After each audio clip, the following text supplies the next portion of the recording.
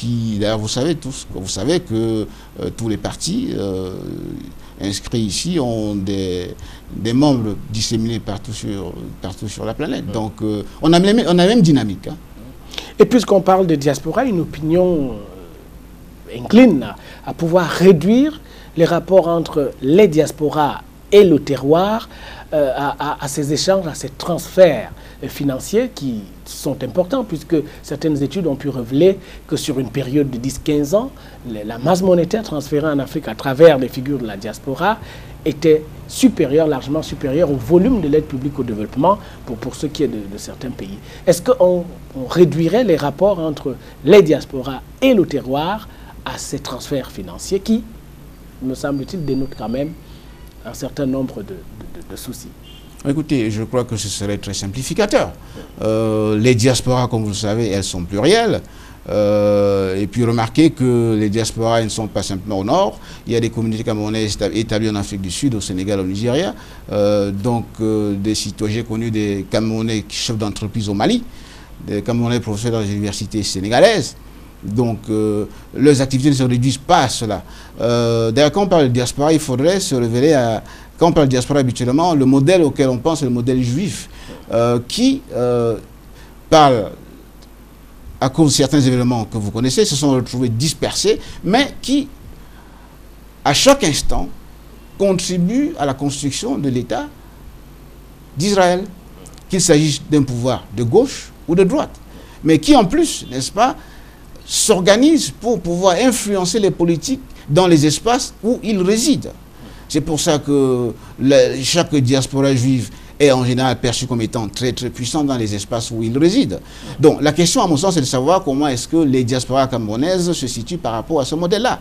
Et au-delà de cette diaspora MoneyGram ou diaspora Western Union, n'est-ce pas, dont vous parlez, je crois qu'il y a des diasporas, les compatriotes font des choses extrêmement importantes. On construit des écoles, n'est-ce pas, on construit des puits, on offre des médicaments aux malades. Et je crois qu'il y a un exemple très intéressant dont vous suivez certainement les échos. C'est l'Université des Montagnes à Bangandé, qui est le résultat d'une contribution fondamentale des forces de la diaspora. Voilà. Et je crois que ce qu'il faudrait relever, c'est que chaque État qui valorise le savoir, qui valorise la diaspora, ne peut qu'en bénéficier. Regardez la diaspora érythréenne ou la diaspora éthiopienne.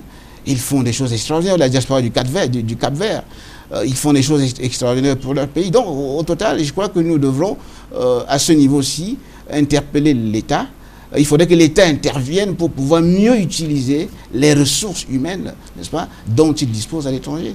Les Camerounais sont nombreux dans tous les champs d'expertise, n'est-ce pas, et ils pourraient servir leur pays différemment et mieux. Et vous avez l'impression que le développement appelle ou interpelle plus les pouvoirs publics que les diasporas? Non, on ne peut pas les poser en termes bipolaires. Il revient à l'État d'assumer le développement de la nation. Ceci étant, l'État, à mon sens, interpelle toutes les forces qui peuvent l'aider dans cette tâche-là. Et on a pu voir ailleurs, n'est-ce pas, que les diasporas sont très très bien organisées, font des choses précises, n'est-ce pas. On a pu le voir au Ghana, c'est extraordinaire. Au Sénégal aussi, au Mali. Au Sénégal, bien sûr, tout à fait. Donc je crois qu'il est important, il serait important que des choses soient mises sur pied pour peut-être mieux encadrer nos diasporas qui, vous le savez certainement mieux que moi, ont beaucoup de choses à offrir à ce pays. Qu'est-ce qu'il faut concrètement pour ce pont, pour que ce pont soit un pont solide entre l'État du Cameroun, les Camerounais, et puis les Camerounais de l'extérieur? Qu'est-ce qu'il faut? Est-ce que ce pont, comment vous l'envisageriez? Pour vous dire honnêtement, je n'y ai pas réfléchi tout à fait. Mais je prendrais un domaine aussi simple qui est le mien, enfin pas simple, mais le domaine de l'université. Allez dans n'importe quelle université dans le monde, vous allez trouver au moins 2-3 Camerounais. On aurait pu imaginer, par exemple, des échanges, même ponctuels, entre les chercheurs camerounais établis dans ces universités et les universités camerounaises, des rencontres avec les étudiants. J'ai l'histoire assez intéressante d'un ami et compatriote qui est professeur à l'université d'Ottawa, qui a écrit à l'université camerounaise pendant son congé sabbatique, indiquant qu'il souhaiterait venir dispenser des enseignements. On lui a dit, bon écoutez, cette année n'est pas la bonne, essayez l'année prochaine. Vous savez ce qu'il a fait? Il est allé au Kenya. où il a été bien accueilli. Effectivement. Moralité alors de ce type de savoir qu'il faudrait aménager des passerelles pour pouvoir... Vous pensez à quoi? Est-ce que vous pensiez à un forum? Est-ce que vous pensez à des regroupements ponctuels? Est-ce que vous pensez à une institution qui soit en charge de drainer ces flux de savoir vers le Cameroun? Il y a dans des pays, dans certains pays, il y a des ministères chargés de la diaspora. D'accord, on pourrait le faire, pourquoi pas. Il y a des forums, mais les forums, ce n'est pas simplement des activités économiques. Les ressources humaines, le Cameroun en dispose, et elles sont nombreuses. Elles sont là et dans beaucoup de cas, n'aspirent qu'à rendre service. Alors, que peuvent finalement ces diasporas, ces figures de la diaspora, selon éventuellement quelle modalité? On vient de comprendre à travers votre réponse qu'elles sont disponibles, voire disposées, à pouvoir accompagner un mouvement, mais est-ce que finalement, au fond, il y aurait une vision de l'intégration de ces figures-là dans les schémas de développement éventuellement au Cameroun? Vous savez, M. Zinga, ce n'est pas la diaspora qui peut définir, elle n'a pas les moyens de définir les schémas de développement. Il revient aux personnes qui en sont chargées de les concevoir et de voir dans quelle mesure est-ce qu'elles peuvent intégrer dans ces processus les ressources humaines disponibles. Est-ce qu'il y a des offres qui sont faites dont vous seriez informé en direction du Cameroun, par exemple? Ça, je n'en connais pas. Je sais que les échanges se font au niveau informel, sinon personnel. C'est-à-dire que si votre collègue est professeur de droit, je prends un exemple, quand vous passez, vous pouvez donner un séminaire sans nécessairement vous faire dire bonjour par le responsable du coin. Donc ça se fait comme ça. Quand vous pouvez offrir généreusement une ou deux conférences, mais ça se fait vraiment au niveau informel, au niveau des contacts personnels. Ce n'est pas systématisé. Et le Cameroun aurait gagné, si je tire la conclusion, ce que certainement. Vous dites, certainement. À mieux les régulariser, les institutionnaliser. Et les encourager. Quel problème alors? Écoutez, je ne sais pas. Comme je vous le dis, beaucoup de nos collègues sur place ont étudié ailleurs. Ils savent ce que les diasporas peuvent apporter, qu'il s'agit des médecins, des ingénieurs, des pharmaciens, des enseignants. Nous sommes nombreux, mais ça coince. Ça coince, mais je ne sais pas ce qui peut être fait. Interpeller les pouvoirs publics peut-être un peu comme j'essaie de le faire en vous interrogeant ou en ayant interrogé d'autres. Ce serait une piste. Et c'est fait. Et vous croyez que ça peut bouger? À quelles conditions? Ça, je n'y ai pas pensé, mais ce serait envisagé et encouragé. Alors finalement, l'une des